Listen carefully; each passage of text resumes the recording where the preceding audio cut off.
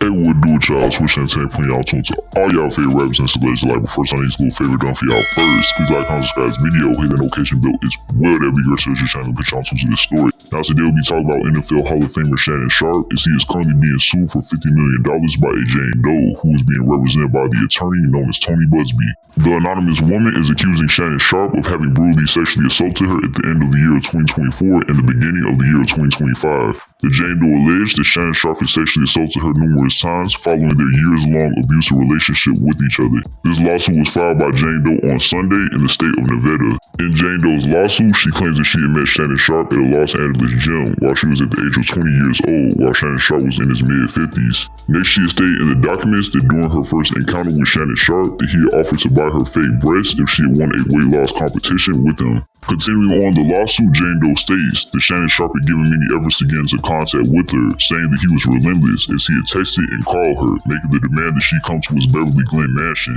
Then Jane Doe will reveal that both her and Shannon Sharpe will end up getting into a consensual relationship, which she described as both controlling and verbally abusive. Jane Doe's attorney Tony Buzbee would delve into the details provided by his client concerning Shannon Sharpe's alleged treatment of the woman. Tony Buzbee in Jane Doe's lawsuit has stated he demanded complete control over her time and body, expecting her to be at his house on his schedule, at his command, whenever he called. So based off of the statements provided by Tony Buzbee, they give the implications that Shannon Sharpe had allegedly been controlling of his partner as he had given her a schedule that she had to abide by. Jane Doe recalls an alleged incident with Shannon Sharpe that she described as terrifying, as they had gotten into an argument which would lead to her yelling at her while a firearm was both present and visible in the room. Additional details revolving around this incident provided by the document states Plaintiff tried sharing her location with friends from her iPhone just in case. But Sharpe saw her doing this. The moment he realized what she was doing, he grabbed her by the neck and told her, "If you ever do that again, I will freaking kill you." So according to Jane Doe, during the hectic and confrontational situation with Shannon Sharpe, that she had tried to ensure her safety by providing her location to her friends. Jane Doe claims that Shannon Sharpe had become aware of her attempt and had become physical with her and made a threat directed towards her. Jane Doe venturing forward stated that during the chaotic incident that they had made the decision to remain in a relationship with each other. By the summer of 2024, according to Jane Doe, they will move to Nevada while still maintaining their relational status. Jane Doe next will convey that Shannon Sharpe's viral social media incident, which will be an Instagram live containing audio of Shannon Sharpe engaging in sexual intercourse with a woman. While Shannon Sharpe and this woman did not appear on camera, they can in fact be heard in the background. Jane Doe will go on to attribute this viral occurrence to her having made the decision to end her relationship with Shannon Sharpe, in which she decided to rape her following her having made this decision, allegedly. Jane Doe then would claim that Shannon Sharpe had committed his first act of sexual assault against her in the month of October in the year of 2024. Jane Doe stated that Shannon Sharpe had forced himself upon her while she was crying and sobbing. Jane Doe in her lawsuit had also spoken on a second instance, which had allegedly taken place 3 months later in the month of January of 2025. Jane Doe had accused Shannon Sharpe of having promised to bring both a birthday gift and a Christmas gift for her, yet once he had arrived at her household, he had instead violently sexually assaulted her, allegedly. Jane Doe was currently suing the former NFL player and current reporter for $50 million in damages that were allegedly dealt to her. Jane Doe's attorney Tony Buzbee was supportive of her actions in filing the lawsuit against Shannon Sharpe, saying it takes a great deal of courage to stand up against those with power, fame, and money. I look forward to pressing this case in court. Shannon Sharpe had made the decision to put out public posts on his Instagram account in defense of his name.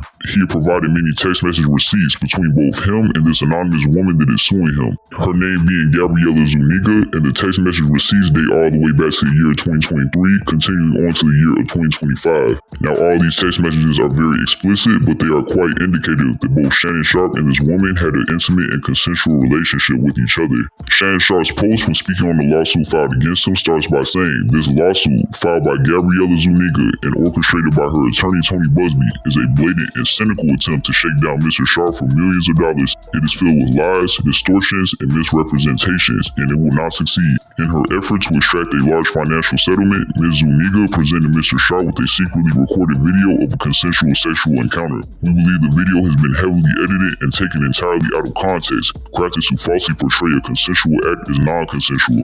Ms. Zuniga Zuniga has refused to provide a copy of the full, unedited version of the recording to Mr. Sharpe's legal team. To set the record straight, we are releasing several of Ms. Zuniga's own explicit text messages to Mr. Sharpe that clearly indicate the nature of their relationship was consensual and sexual in nature, and, in many cases, initiated by her with specific and graphic requests. Contrary to the allegations she makes in her lawsuit, consensual sex continued until January 2nd, 2025, the day after she asked for $25,000 per cheek, as quoted above from her text message to Mr. Sharpe. Now, once again, these text messages will not be shown as they are quite explicit, but basically they show Shannon Sharpe and this woman speaking sexually towards each other. These messages are just a sampling of a broader pattern of graphic sexual communications initiated by Ms. Zuniga. The evidence paints a clear picture. This was a consensual adult relationship that included role-playing, sexual language, and fantasy scenarios explicitly requested by Ms. Zuniga. The edited tape that Ms. Zuniga secretly taped and showed to Mr. Sharpe during her blackmail attempt tries to falsely portray, as a result of this editing and out of context from prior text messages, that the sexual activity was not consensual.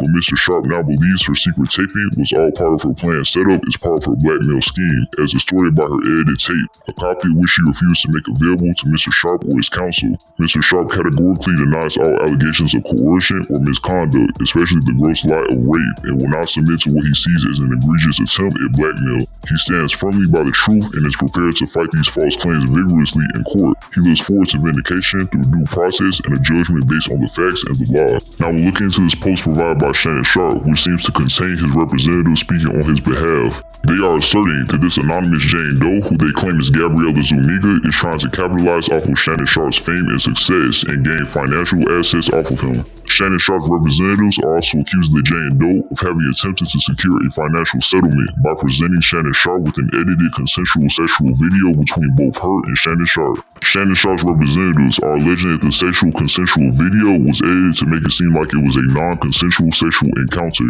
The representatives will go on to make the claim that Shannon Sharpe is of the belief that this edited video is part of a blackmail scheme directed towards him. Shannon Sharpe is being said to express that he is looking forward to combating the allegations that were made against him.